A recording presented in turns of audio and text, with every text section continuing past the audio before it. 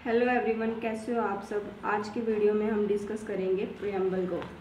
तो चलिए हम प्रियम्बल का मतलब समझते हैं। जैसे हर ऐसे लेटर बुक या फिर कोई डॉक्यूमेंट एक इंट्रोडक्शन के साथ आता है, वैसे ही हमारा कॉन्स्टिट्यूशन भी एक इंट्रोडक्शन के साथ आता है, जिसको हम प्रियम्बल बोलते हैं। तो चलिए पहले हम प्रियम्बल का मतलब समझते हैं। तो प्रियम्बल का मतलब है an introductory statement. It simply means an introductions, जो कि हम आइडिया देते हैं, जो कि हमें आइडिया देते हैं कि हमारा कॉन्स्टिट्यूशन कैसा होगा, क्या ऑब्जेक्टिव्स होंगे। Basically why and the what बताता है।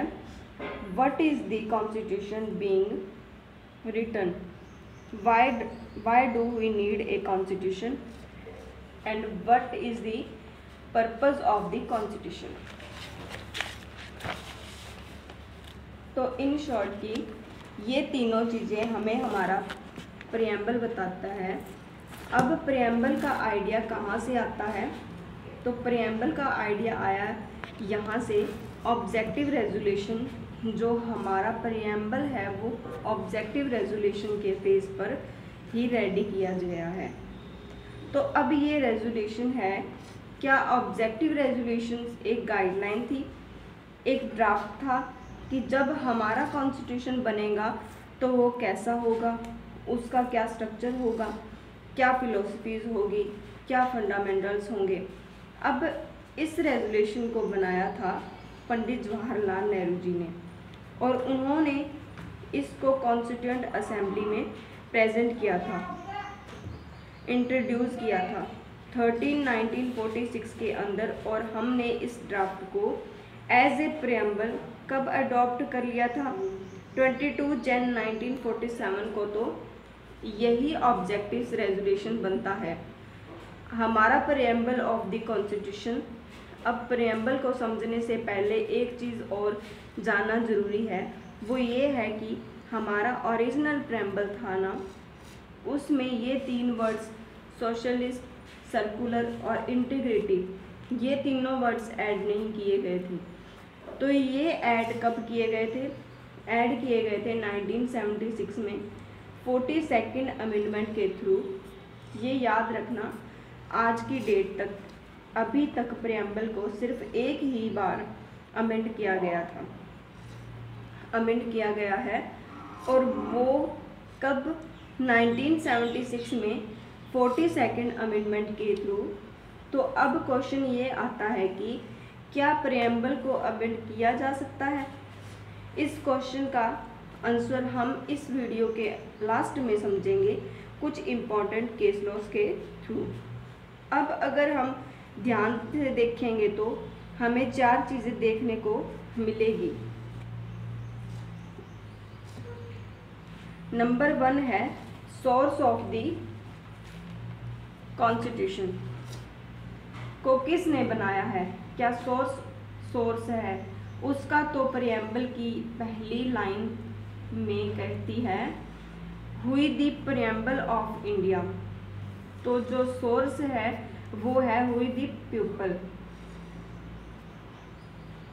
People of India. तो जो सोर्स है वो है हुई द पीपल। हमने हमारे कॉन्स्टिट्यूशन को बनाया है हमारे लिए, न कि किसी आउटसाइड पावर ने। कोई बाहर की कंट्री नहीं आई थी हमारे कॉन्स्टिट्यूशन को बनाने के लिए। जो कॉन्स्टिट्यूएंट असेंबली के मेंबर्स थे वो कौन थे? वो इंडिया के ही लोग थे। हमारे बिहाफ पे ये कॉन्स्टिट्यूएंट असेंबली हमारे लिए, इंडिया के लोगों के लिए कॉन्स्टिट्यूशन बनाया है। नंबर 2 है nature of the Indian state. जो प्रियम्बल का सेकंड पार्ट है वो नेचर बताता है कि हमारी जो कंट्री है कैसी होगी, क्या नेचर होगा। Sovereign, socialist, circular, democratic, Republic. अभी ये बहुत बड़े बड़े वर्ड्स लग रहे हैं, हमने आगे उनको आगे थोड़ा थोड़ा अच्छे से समझेंगे हम। थर्ड जो है ऑब्जेक्टिव्स, ये हमें बेसिकली हमारे राइट्स एंड फ्रीडम के बारे में बताता है। The rights and freedom which are granted to the people, कि कोई भी पर्सन किसी भी तरीके से डिस्क्रिमिनेट नहीं होना चाहिए। हर एक पर्सन को इक्वल अपॉर्चुनिटी मिलनी चाहिए। तो जस्टिस, इक्वालिटी, लिबर्टी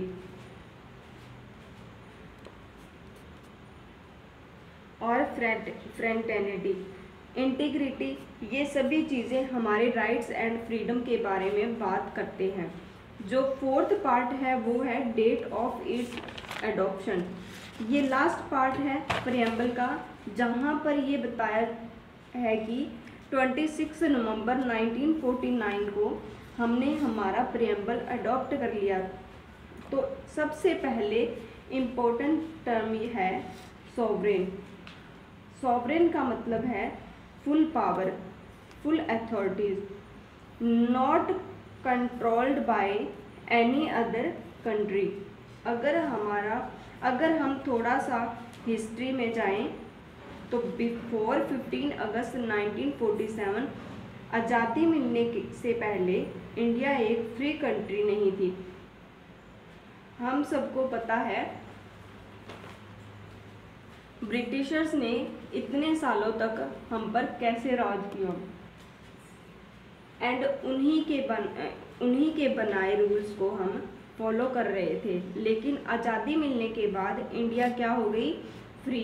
इंडिया का नेचर क्या है अब? सॉवरेन, मतलब इंडिया अपने फैसले खुद ले सकती है।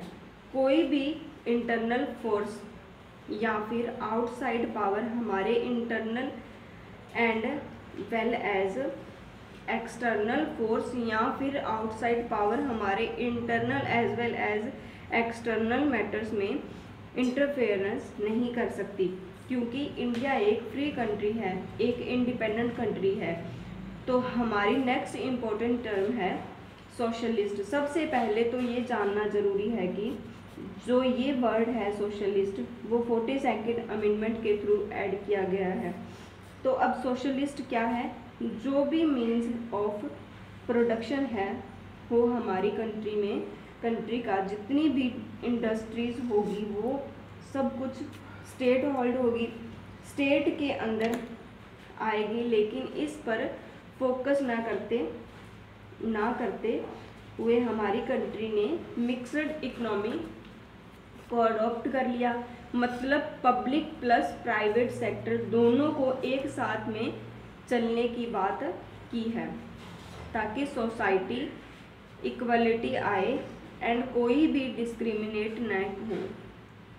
सो apart from the state there will be private production too. तो हमारी नेक्स्ट इम्पोर्टेंट टर्म है सर्कुलर। इसको भी सोशलिस्ट के साथ 42nd अमेंडमेंट के थ्रू ऐड किया गया था। सर्कुलर का मतलब है not concern with religion. Yes, country does not have religion of its oven. India का थोड़ी कोई रिलीजन है, लेकिन ये हमें राइट्स देता है कि जितने भी लोग हैं इंडिया में, जितने भी सिटीजन हैं, दे ऑल आर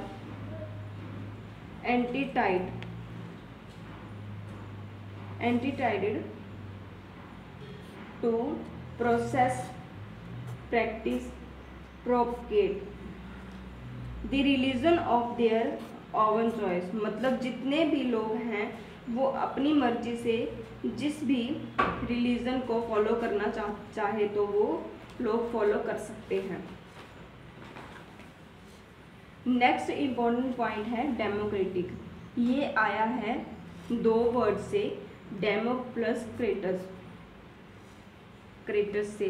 डेमो का मतलब है पीपल एंड क्रेटस का मतलब है rule of the people. Democracy का मतलब होता है जो लोग होते हैं ना, वो सिटीजन है कंट्री के, उन्होंने ये पास सारी उन्हीं के पास सारी पॉलिटिकल पावर्स होती है, या डायरेक्टली या इनडायरेक्टली। अब डेमोक्रेसी दो टाइप की होती है, एक डायरेक्ट, एक रिप्रेजेंटेटिव। जो डायरेक्ट है उसमें किंग होता है, उसका बेटा, फिर किंग बनता है, हेरिडेटरी चलता है। लेकिन रिप्रेजेंटेटिव में ऐसा नहीं होता। और इंडिया कौन सा स्ट्रक्चर को फॉलो करती है? रिप्रेजेंटेटिव का इसमें क्या है कि हम खुद अपना रिप्रेजेंटेटिव चुनते हैं। कैसे चुनते हैं? Through universal adult suffrage. मतलब जैसे कि एक पर्सन 18 साल का हो जाता है, उसको वोटिंग राइट्स मिल जाते हैं, तो वोट करके हम इलेक्ट करके हमारे लीडर को चुनते हैं। तो जो गवर्नमेंट पावर में आती है वो कैसे आती है? It comes from the will of the people. अब हमारा लास्ट एक पॉइंट है जो रिपब्लिक है। रिपब्लिक का मतलब है कि जो भी हमारा हेड होगा कंट्री का, वो एक इलेक्टेड पर्सन होगा। अभी इससे पहले हमने समझा कि जो इंडिया है वो रिप्रेजेंटेटिव डेमोक्रेसी फॉलो करता है। मतलब हम लोग अपना जो लीडर है उसको इलेक्ट करते हैं। कैसे? वोट डालकर। तो जो राजा वाला सिस्टम है ना कि किंग का बेटा ही किंग बनेगा, वो हेरिडेटरी वाला प्रोसेस है, वो नहीं होता। चाहे प्राइम मिनिस्टर हो या प्रेसिडेंट हो, we choose them by voting. अब ये हमारी वीडियो का लास्ट पार्ट है। यहाँ पर हम ये देखेंगे कि can the preamble be amended. तो ये जो क्वेश्चन है ना directly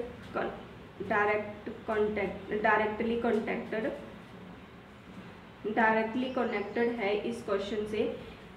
is the preamble A part of Indian constitution और नॉट? क्योंकि अगर प्रीएम्बल पार्ट है कॉन्स्टिट्यूशन का तो प्रीएम्बल को अमेंड किया जा सकता है। क्योंकि अगर कॉन्स्टिट्यूशन को अमेंड करेंगे और अगर प्रीएम्बल पार्ट है कॉन्स्टिट्यूशन का तो प्रीएम्बल को भी अमेंड किया जा सकता है ना। लेकिन अगर प्रीएम्बल पार्ट नहीं है, if it's not then preamble can't be amended. ये भी सही है, क्योंकि अगर कॉन्स्टिट्यूशन पार्ट नहीं है प्रीएम्बल, तो फिर भी अमेंड क्यों होगा? तो यहाँ पर ये जो क्वेश्चन था ये था the question whether the preamble is a part of the constitution और नॉट।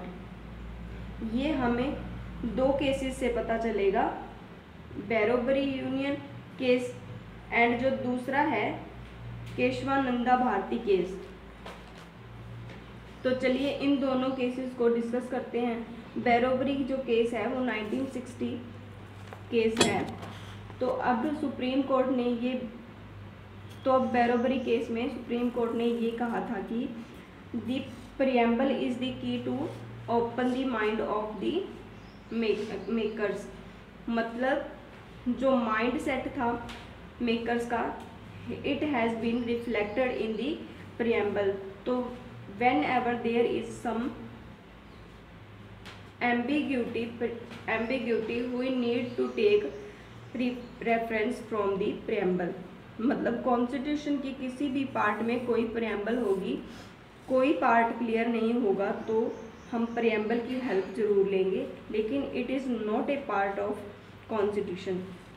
तो बैरोबरी केस में ये क्लियर कर दिया था that preamble is not part of constitution. अब बैरोबरी केस के ठीक 13 साल बाद आता है केशवानंदा भारती केस, जो कि एक लैंडमार्क केस भी है। इसमें सुप्रीम कोर्ट ने क्लियरली बोल दिया था कि जो प्रीएम्बल है it is a part of constitution. अब हमने फर्स्ट लाइन में एक क्वेश्चन डिस्कस किया था, weather the preamble is a part of constitution और नॉट। तो यहाँ पर सुप्रीम कोर्ट ने ये क्लियरली बोल दिया था that is a part of constitution and क्योंकि ये कॉन्स्टिट्यूशन का पार्ट है, तो जैसे कॉन्स्टिट्यूशन में अमेंडमेंट हो सकती है वैसे ही it can be amended under article 368 of the constitution. तो यहाँ पर हमारे दोनों ही क्वेश्चन का आंसर हमें मिल जाता है।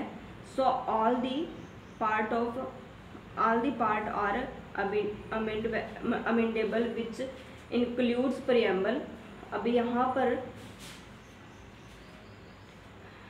पर ना एक चीज़ आती है, और एक चीज़ और बोली थी सुप्रीम कोर्ट ने, वो ये कि जो अमेंडिंग